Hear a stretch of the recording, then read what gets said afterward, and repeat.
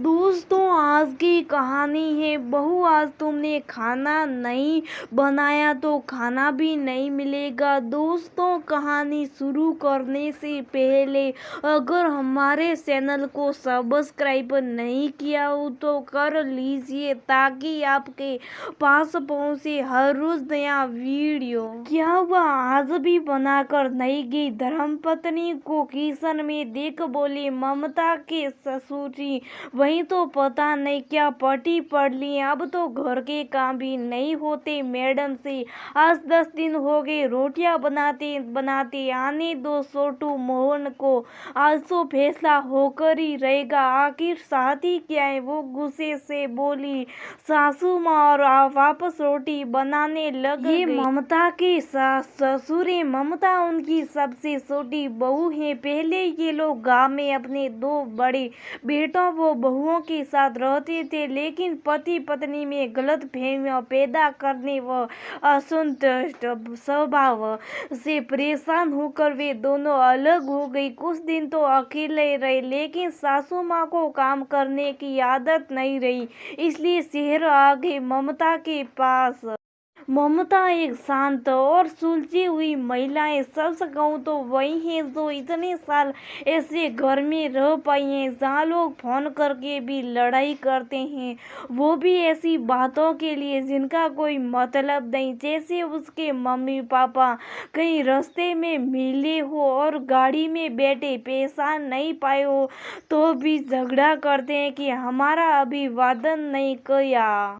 ऐसी बातों का कोई जवाब दे, और ममता ने तो सामने जवाब दे सीखा ही नहीं। जो कुछ बोले चुप साफ सुनती और फोन रख देती। अब वे लोग साथ रहने आ गए।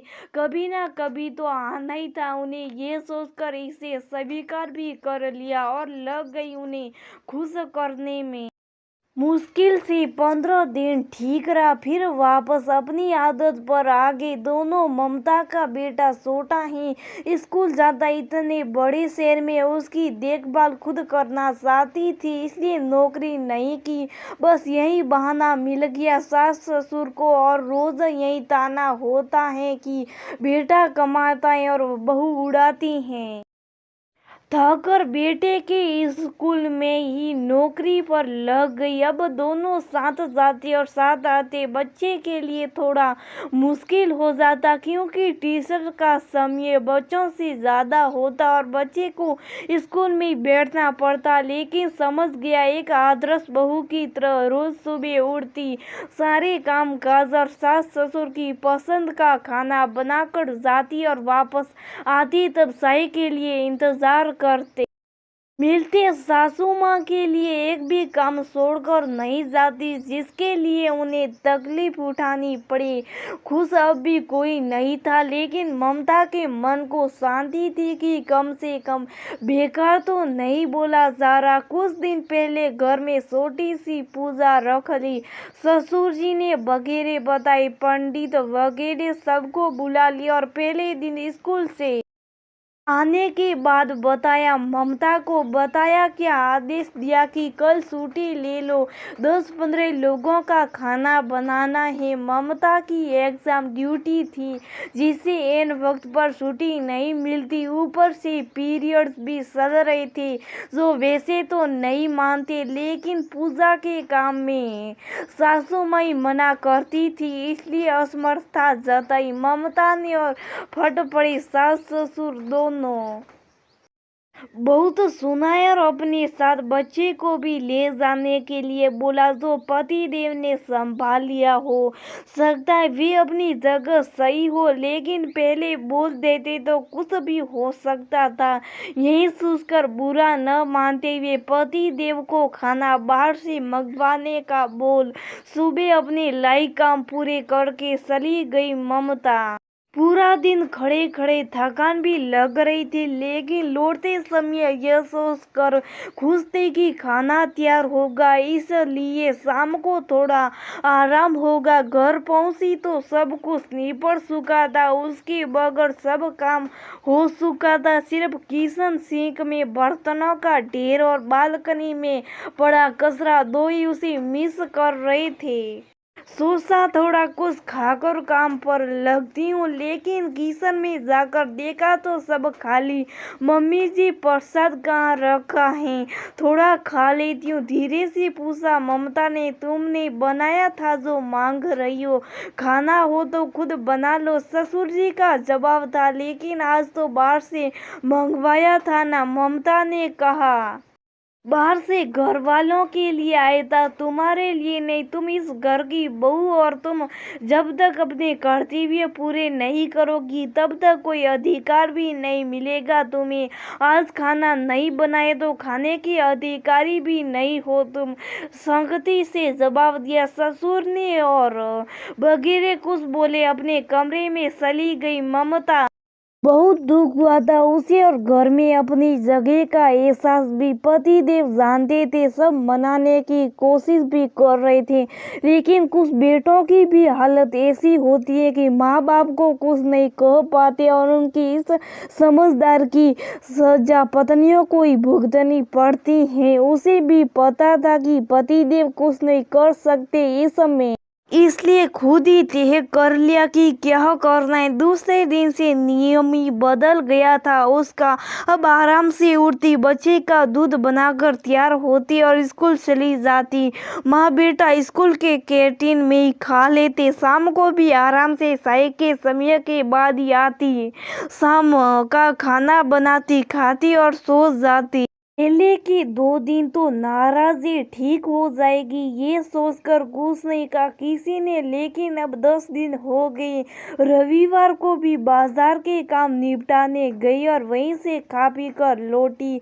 इस बार तो पति देव भी समझ गए थे कि चुप रहने में ही भलाई है, इसलिए संभाल रहे थे किसी तरह। लेकिन सासू माँ तब तक खाना बनाती, जो उनकी आदत में ही नहीं है, इसलिए ठान कर बैठे थे आज दोनों की बेटे से बात करके रहेंगे। रात को सबका खाना हो गया और शिकायत पुस्तिका खोली।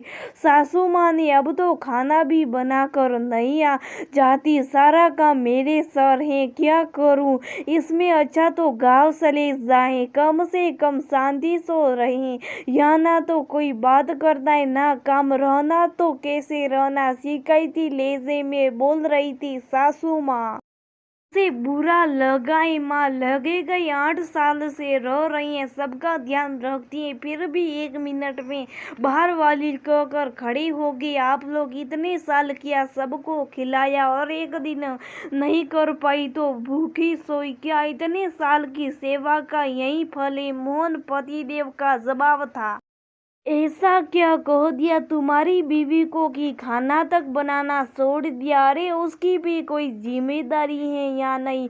हमारे प्रति ऐसा ही दिमाग गर्म रहता है तो बोलो, जाकर रहे। हमारे माँ बाप के घर कोई ज़रूरत नहीं है। या ससुर जी की आवाज़ थी, मैंने यही उपेक्षा की थी, आप लोगों से। कमरे से बाहर आई ममता, आपका तो रिकाइंड रहा है रिश्ते बिगड़ने का, इसलिए अलग हो गई दोनों भाभियां। फिर भी चैन नहीं है आपको, अब तक कुछ नहीं बोली, लेकिन आज जरूरी है इसलिए बोल रही हूँ। मैं तो कहीं नहीं जाऊंगी, इस घर को 8 साल दिए हैं मैंने, और मेरे बच्चे को भी माँ और पिता दोनों की जरूरत, फिर हम दोनों का झगड़ा भी नहीं है।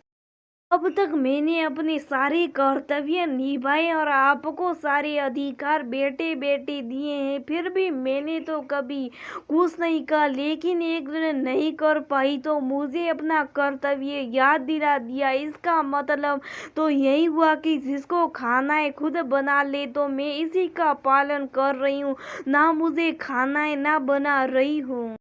वैसे भी आज मुझे कहाँ घर के सदस्य समझते हैं जो सबकी देखभाल करूं। अब तो घर चलाने में मेरे हिस्से का सहयोग भी दे रही हूँ, फिर कैसा कर्तव्य? आप उसे कर्तव्य याद दिलाइए जो आपका अपना है, मुझे नहीं, ममता का जवाब था। तो फिर हमारी सेवा कौन करेगा? बहू बनाकर लाए हैं तो अपेक्षा तो करेगी, बहू माना कब है? आपको जो अपेक्षा करेंगे एक मजबूर की तरह। एक दिन काम नहीं किया तो खाना भी नहीं दिया। अगर बहू मानते तो ऐसा कभी नहीं करते।